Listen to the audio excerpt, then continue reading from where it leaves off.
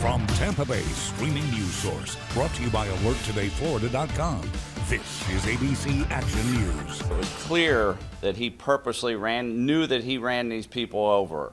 The father was pulling the one kid on a bike, and the other one was on his bike. They had helmets on. There was, it was very clear that he ran these people over. Two children watch as a driver runs down their father. Police now say this was no accident.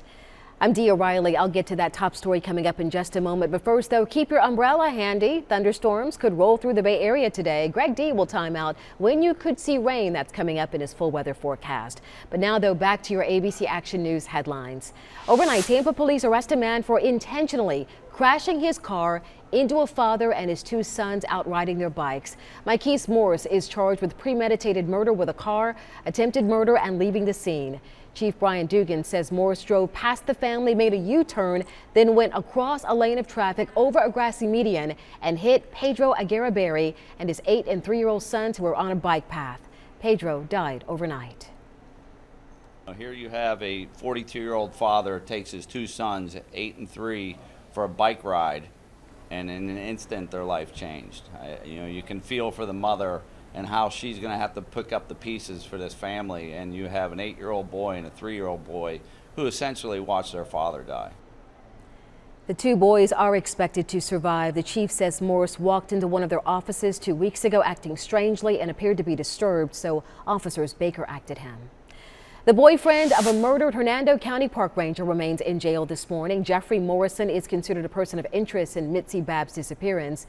Detectives discovered her body last week in Georgia. Morrison is not currently charged with Babb's death, but is being held on warrants for burglary and attempted arson. Organizers at the 4-H camp in Lake Placid, where 33 kids got sick last week, they're trying to make sure that it's ready for new guests as early as next Monday. The Highlands County Health Department reports the children did not eat contaminated food, and they're trying to determine a reason for the illnesses. Cleaning crews are also thoroughly disinfecting the camp. Two brothers are hospitalized after being shot during a home invasion early Sunday morning. This happened at a home near Childs Park in South St. Pete.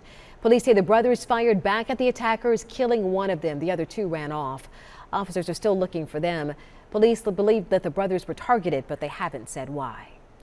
Hillsborough County's Pet Resource Center wants to find its animals loving homes, so starting tomorrow, the shelter is waiving all adoption fees for their cats and dogs. It's part of a national movement to adopt 10,000 pets in 10 days. This campaign runs until July 3rd. I want to check in now with Greg D for a look at your forecast. Likely going to see some showers and thunderstorms out there later this afternoon and this evening. Temperatures in the low 90s through mid-afternoon.